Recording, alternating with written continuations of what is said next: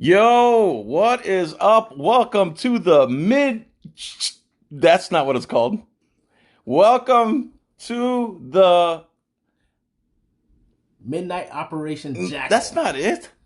Yeah, that's it, bro. It's Operation Operation Jackal. Midnight Jackal. It's Operation Midnight Jackal. We're off to a great start for our first podcast. Welcome to the podcast that we've named Operation Midnight Jackal. Yeah, that's exactly what it's called. And we call it that because we look through random names of military operations, and that one sounded the coolest. For sure. And so Jesse and I are here. We used to do the John and Jesse show on our way home from work and stuff. So we're just going to talk about whatever we feel like talking about and what's going on or what's not going on. It could be random. It could be anything we want. There's not going to be any real structure other than Jesse and I freestyling for a few minutes. And we don't know how long they're going to be. We don't know how often they're going to be. We're just taking a stab at this. So, George Floyd. It's an unfortunate situation, of course, but I mean, we got to break it down into what it really is. And what is it? I'm gonna break it down into a percentile. I spoke about this with some of my friends, black, white, Spanish, Chinese, you know what I'm saying? All of that. And it's 50% a police problem, 25% racism, and the last 25% is going to be the weird sense of brotherhood that police have. So police brotherhood is the last 25%, because that guy was a bad cop that killed George Floyd from the beginning. Yes. He may or may not have had racist elements to him. Most likely he was. And then the brotherhood. They sat there and they watched this man kill this man, and it was just no big deal. Step back, nothing to see here. Get away from here. They helped him. They helped him. Yeah, basically. And it's sick to watch that, they sat there and they watched him. So when you add all of those things together, in the camera day and age that we have now, where everything is being recorded, you're going to get the kind of outrage that you're seeing now. I'm not talking about the BLM. I'm not talking about all these other crazy movements and companies issuing statements. I'm just talking about the outright anger. Because before BLM took over this situation, it was outright anger. And that's what I preferred. I liked it when it was just that. How do you feel about the Black Lives Matter movement? I feel like, okay, to be completely honest, man, I feel like it's diluted, man. At first, Black Lives Matter meant something. What did it mean at first? At first, it meant it was a subset. It was how do I say it? It was a subset of All Lives Matter. It was just a piece of All Lives Matter. It was a piece of it. If All Lives Matter, that encompasses Black lives. Period. And now we're caught up in some people say all lives matter by accident and get in trouble. Mm-hmm. Other people use all lives matter to whitewash the Black Lives Matter movement. Yeah. You can't tell the difference between who's who, and bringing up race all the time is really counterproductive to getting the police problem solved. The race issue it's there, of course. It really is. Sure. And I don't agree with it. And I mean, who does? Nobody besides racists, of course. Right. But at the same time, man, we got to tackle this police problem. And the race is the term racist and racism being thrown around too loosely. At the current state of things, yes. We need police reform first, and then we can weed out the racists next. We have to fix what they're doing first. I mean, we've tried, but it hasn't been too many people backing it, because nobody had tape footage. Rodney King, to me, was the first real tape footage we seen of cops just doing what the fuck ever, And now it's to the point where everybody got a 20 megapixel camera in their phone that can record. And if it wasn't for those people that day, this would have been those cops' word versus an ex-criminal's word. You know what I mean? Yeah. And who wins in a court of law in that situation? The cops every time. Oh yeah, they always get the benefit of the doubt. That's why now with what they doing, they're trying to bring up his past and what he's done before and this and that, because they know they already lost. And what does his past have to do with trying to pass a counterfeit bill and being arrested for it. What does his past have to do with any of that? In Nothing. other words, did the cops know him beforehand and they want to punish him for the stuff he did before too? No, because from the knowledge that I heard he came from Houston, and then he did a brief stint in jail, at least to my knowledge, and then And then he moved up there to better himself. And from what I understand, the past 6 years he's been drug free and alcohol free and been helping out in the community. So we've all done bad stuff, and some of us have good character and some of us don't. But you got to take each situation for what it is. He was committing a crime. He needed to be arrested. There was 4 full-grown men who could have put him in. If they weren't cowards, they could have, without electrocuting him, without kneeling on him, without murdering the guy, could have took him into custody and charged him with counterfeiting or whatever it was. there was no need for what transpired that day. It should have been an open and shut case. That Hey man, this fake. I gotta take you in. Bing bong. You know what I'm saying? I didn't see any resistance. I didn't see any fighting. I didn't see any. Oh, he tried to run. I didn't see couldn't any of that. move. From the video I saw a scared man from the beginning of the whole thing all the way to his last seconds of death.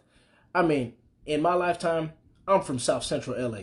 I've seen people lose their lives, and it's traumatic every time you see it. But this right here, this was something different, man, because it wasn't no two heated heads in a situation where a gun was drawn and somebody was shot. You know, it wasn't anything like that. It wasn't any fighting and somebody got hit and their head hit a curb and they just didn't get up. It wasn't anything like that. It was somebody placed on the ground and subsequently killed, man. Yeah. And fam. And so the problem again, it's not our skin color. It's the blue is the color you need to worry about. They have qualified immunity, Harlow versus Fitzgerald. They have internal affairs where they investigate themselves. Think about how ridiculously radical of a concept it is that you get to investigate your own crimes. Think about how disgusting that is. And then the police unions who have a hand in passing laws, like they were trying in one of the states, they were trying to get rid of, because all the traffic laws in that state, they somehow put a thing on the law to where everything was arrestable. You got pulled over for going 5 over.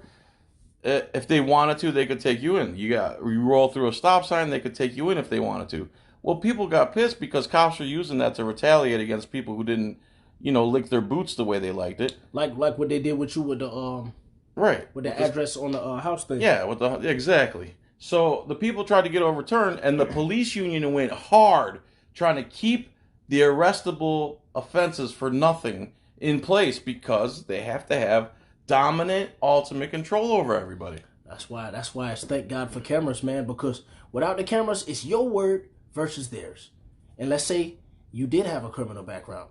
No matter what, they always gonna bring it up, and it's just gonna make you look more guilty. Exactly. Regardless of what it is. Oh, and they love it. And if they have a record on somebody, the next time they run into them, now they always have the upper hand in court. And the sovereign citizen judges that wear that black dress, I mean, get the hell out of here, man. We know what's going on. It's not a secret anymore. And I'm just happy people are starting to notice, man. I'm glad it's just more than just black people who are angry about this. Everyone has to be angry because first, like I said, it's a police issue mixed in with racial overtones, and it's mixed in with this police brotherhood crap, bro. Yeah. It's almost worse. It's getting to the point where it's almost worse than the Vatican priests.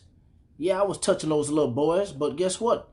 I'm a priest, so you gotta let me go. Right, yeah. It's status. They have a sovereign status as if they're, again, the propaganda, the brainwashing, all the stuff over the decades about them being heroes and their job's so dangerous and they're risking their lives, even though roofers and garbage men are more dangerous jobs, like twice as dangerous as being a cop.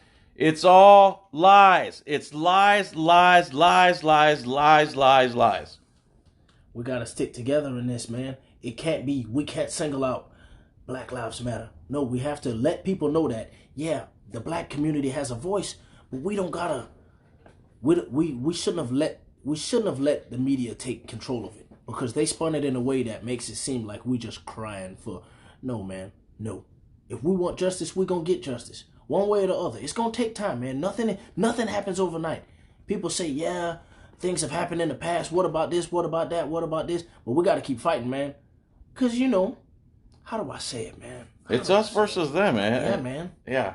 And a lot of them are racist. Don't get it fucked up. Sure. I'm not acting like, you know what I'm saying? They just, oh yeah, man, it's just 1 or 2 sprinkled in there. No, man. No, I would say it's a high 25 to 30% out of all of them. I could say I probably agree with that, man. And because let me tell you something, and let's go into white privilege. Being around whites, a lot of them feel comfortable being racist around other whites. So, yeah, throughout my whole life, I've heard the jokes, right? Yeah. And the stuff they say, and they think I'm cool with it. And I've gotten into arguments and stuff, but what's the point? It's so hard to change people's mind about that. People that are older, you got to forget about them, man. You got to work on the younger people and explain to them a human being is a human being. Like the story I told you about with my brother and my brother in the Walmart. This is a Walmart in LA.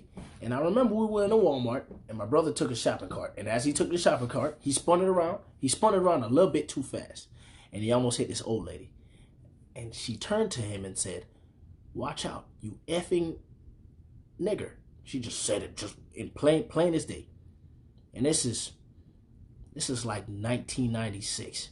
And my brother, he could have got mad about it. He could have lost his shit and called her all types of vicious names. But no, he just told her how it was. "I'm not worried about what you're saying. You're going to die in like 6 months." This lady was old, man. It just didn't matter. It just didn't matter. Like, fam, the world is going to be a better place without you. And that's how you handle stupid, ignorant racists. Like, fam, goodbye. Goodbye, lady. Go home and hate black people as much as you want with the time that you have left. Even though I'd love to give her a flying bitch slap right off the watermelon counter, it just... What's the point? Exactly. I just picture her in the produce stand. Yeah, what's the point, man? Old lady going to die. I'm not worried about you. Go choke on your dentures. Some polygrip might, you know what I'm saying, drip down your throat in the middle of the night. What else were we talking about? What else? We're sitting in the backyard and Jesse, we were just talking and Jesse looked up and saw the decoy owl I have back there to scare the hawks and he was like, "Is that an owl?" Fam, it was the scariest thing I've ever seen. It does look scary. I'm talking to John and I'm looking around his yard. His yard, it's big. I'm looking around his yard. It's nice. And I look up and I just see an owl levitating. Before I said anything, before I noticed it was fake, I was like, "Fam, we got to get out of here, bro. We are being stalked by an owl." Yeah, because I have it on fishing line, so at first it just looks like it's floating. And it's just hovering. And it has a natural hover to it. And I'm looking at this thing. Before I noticed it was fake, there was a slight sense of fear. I was like, "Fam, I don't know how fast this thing can fly." I seen them spin their neck. I seen them spin their neck 360 degrees. Those are scary creatures, bro. I don't want to get tangled up with no owl. Dude. He might be a all lives matter owl. I don't know, man. I might be in trouble. All lives matter out. When I had the restaurant one night at like 2 a.m, I walk out back to throw away some garbage, and in the middle, the dead center middle of an empty parking lot, was an owl, and it looked like a little child or something. It was like this damn tall, bro, and it was just like that one, just staring. They're scary, man. Fam, out there in Babson Park, I heard the bobcats and owls and fox would run across the parking lot. Let me tell you a story, bro. Crackheads? Nah, bro. This is a story, bro, about a bird. This is in Los Angeles, bro. This is when we were kids, bro. I remember we were coming down. We went to school in Long Beach, so we were walking down Pacific Coast Highway, and I remember we were walking home, and I remember we made a left. I think Pico Avenue or something like that, and we were just walking home, and I remember me and my brother, we stopped in cold blood, bro. This thing was so big, bro. We just stopped, bro. It was the biggest bird I've ever seen in my life. This bird looked like Kareem Abdul-Jabbar standing in the street. I mean, this bird was huge. What bro. was it? Condor or something? At the time, we didn't know. Uh-huh. But this thing, the way it was tearing open a bag of trash. Oh. It was just tearing open this bag of trash. It was eating it. And when it saw us, it stopped and looked up. We thought it was one of those birds that could like run. You ever seen the birds that like run with the real long neck that have like the supersized ostrich? The ones that have like the supersized eggs? Yeah, we thought it was one of those. So we took off running. In Los Angeles? Yeah. You thought there was an ostrich in Los Angeles? Bro, we didn't know. Oh, it could have been from the zoo or something. We were kids, bro. Yeah. I mean, in Tampa, the monkeys done got loose at Busch Gardens. So anything. I mean, the LA Zoo is probably, 30 minutes away from where we were. So sure. Without traffic, he probably could have slid. You know, right. They run 40 miles an hour. Fam. So we thought that's what it was. So instead of walking down this road, we ran home. We were terrified. We get on the news, and I guess, I don't know who it was. It was some kind of conservationist or something. They had these birds tagged, and these birds came from the redwoods. It was a California condor. Come to find out, we talking to the teacher about it at the school the next day. He was like, fam, that's one of the biggest birds in the world. Yeah. I was like, what? Mm-hmm. I was like, bro, this thing looked like he could do a Euro step in the paint and do a James Harden layup. I was like, bro, this bird was huge. The bird's that name was actually Lou Alcindor. In airplane. It did a skyhook. What else we got, man? Fam. So now, Jesse and I, we have this ritual. Let's finish up the Operation Midnight Jackal podcast. Oh, yeah, for sure, man. 16 minutes in, man. I hope y'all enjoying, Yes. We trying, let us know. What should we talk about? What do you like to hear? What do you think of the name of the podcast? We have a ritual. We play 2K basketball. Mm-hmm. And I don't think I've won a game in the last 6 months or a year. He won a couple, man. But that was over a year ago. It's not like I just... The best I do now is I kind of compete sometimes to the fourth quarter, and then somehow he'll just go up by 20 somehow. He'll do a line of Coke somewhere, and I don't know what happens, dude, but he always uses the all-time Lakers, though. Who did I use last time that I was coming close? Golden State. That's what I was using, all-time Golden State? Yeah. It was a great team, man. It was a great team, but So that's what we're about to do now. I mean, I haven't played in a long time, so he might win. But if he doesn't win, hey, whatever, bro. You have anything to promote? If we promote? Yeah. You selling anything? Nah, man. I just want everybody to stay safe. Don't listen to no race baiting. That's right. Love your neighbor no matter what color they is, as long as they're not stealing your mail or your Amazon packages. Man, just go by the person's intent and their actions. You don't go by their skin color. I mean, that's the bottom line, dude. We got to work together. Stop being retarded.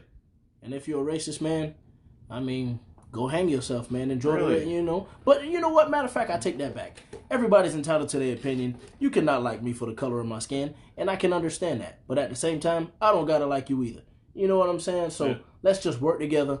Live, you know what I'm saying? Racism equals low IQ. That's the bottom line. Makes sense, man. All right. Thanks, everyone. You good? Yeah, I'm good, man. Thank you, everyone, for listening to... I can't stop saying this. I love saying it. Operation Midnight Jackal. Operation Midnight Jackal podcast. Tell us what you think. Leave the comments. I have an Etsy store. Google John's Coin Rings or check the description. All right. Thanks for listening to the first episode of... the Operation Midnight Jackal. Operation Midnight Jackal.